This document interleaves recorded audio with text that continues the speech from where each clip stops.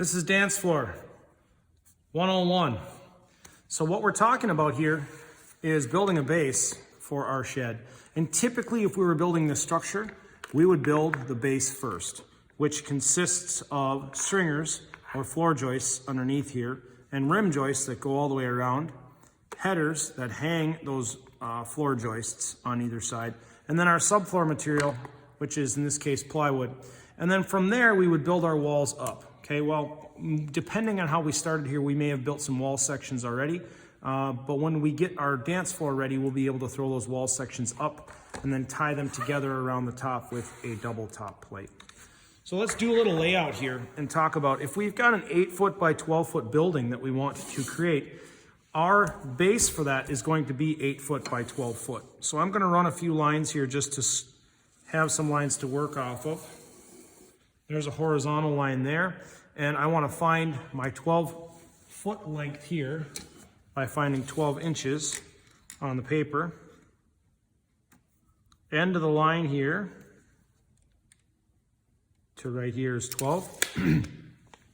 And I'll go 8 inches up from either line. Now I'm going to cheat a little bit and use a framing square. We could use our speed square here, but it's just kind of tough to transfer this. One other option would be to measure equally off the edge of the sheet. Let me show you this method actually, it's a good method. 2 3/4 inches is what I'm coming over to this corner. I'm gonna go up here as well, 2 3/4, make another mark. And now I can use a straight edge if I sight down it, like this, if it's straight, and it is. Use it as a straight edge. Run my mark up or wild of 8 inches, wherever that is. And then I would measure and mark off 8 inches here.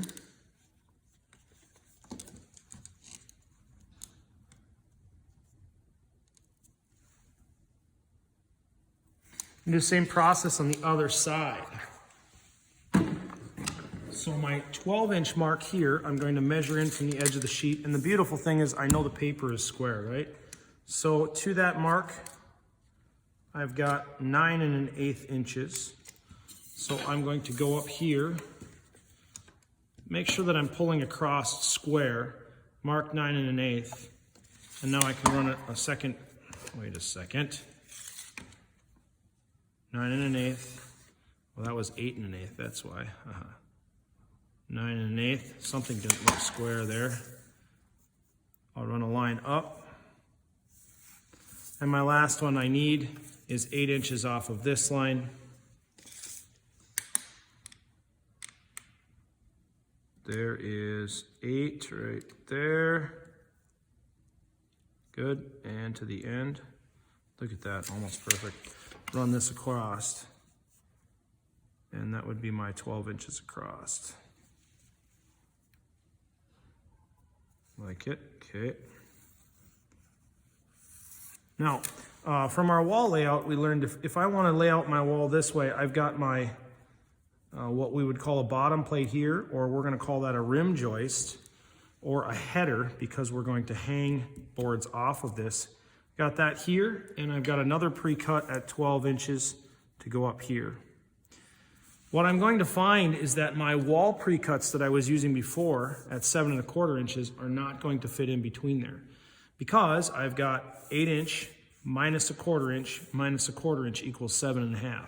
So you are going to have a special bundle of pre-cuts again to make it a little easier on you that are going to measure at 7 1/2 inches instead of 7 1/4.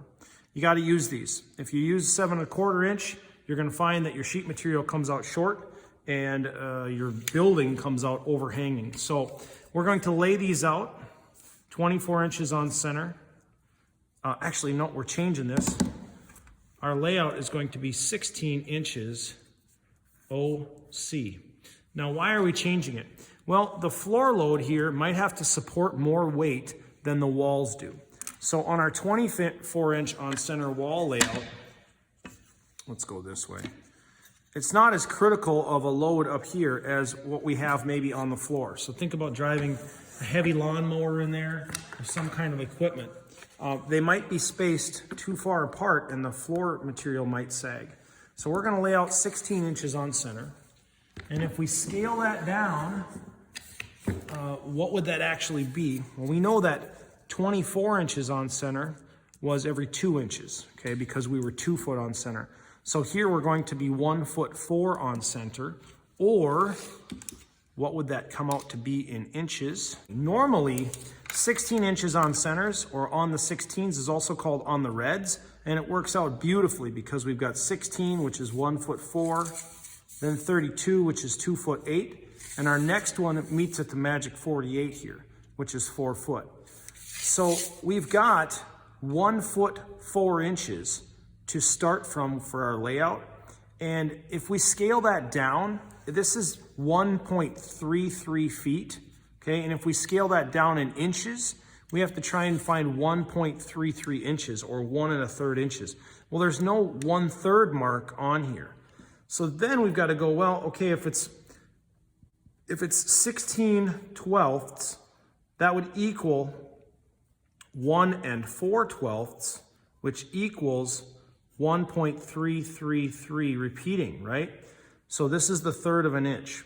4/12 is equal to 1 1/3, which is equal to 1.333. Now, if you follow me with all that math, 1.333 is really close to, if we divide 3/8, we get 0.375, which is a little bit more than 1.333. But on the tape measure, we can find 3/8. Our 1 is right here. This is 1/8, 2/8, and 3/8. So our 1 1/3 is going to be somewhere right in here. And that's where our first stud is going to mark. And we want to mark that, and then we want to be centered on that mark, remember? So we're going to back off a little bit. I'm going to mark stud here. And then put our X here so that we center on 1 1/3. That's tough stuff, okay? Here's where it gets a little tougher. If we add 1.333 to 1.333 to get to the next 16 on center,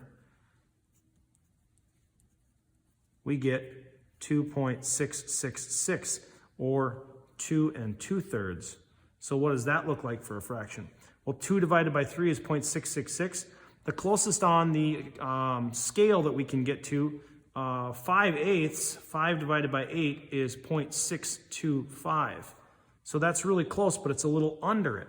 So the next one, we're going to pull and go 2 5/8. This is the half, so this is the 1/8 right here. We're going to be slightly under that right here. And again, we want to step it back a little bit so we can be centered. There's our second stud. Now here's where it works out beautifully. The next one, if we add another 1 1/3 to that, comes out to be 4. Plus 1 1/3 equals 4, the magic number. So we can pull here and we can mark our centered stud on 4. We're going to come back, again, remember, come back 1/8 of an inch because that's half the thickness. Mark our stud right here, and we've got that one lining up on 4s. And we would repeat that. Now we'd go 5 3/8.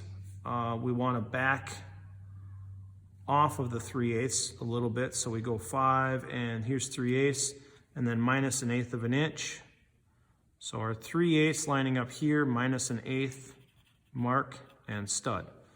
6 and a little bit over 5/8 of an inch. Oh, sorry, we're going to be a little bit over 5/8 of an inch.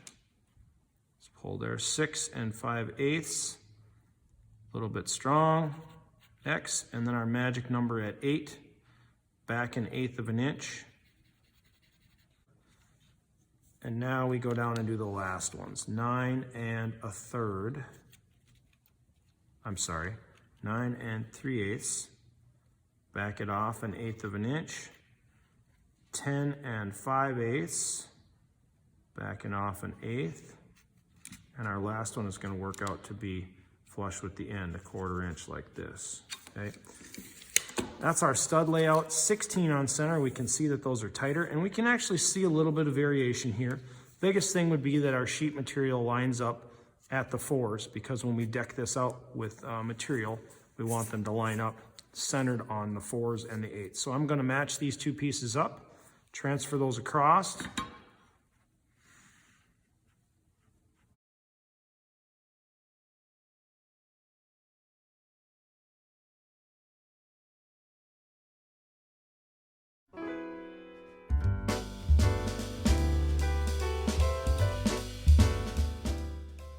studs.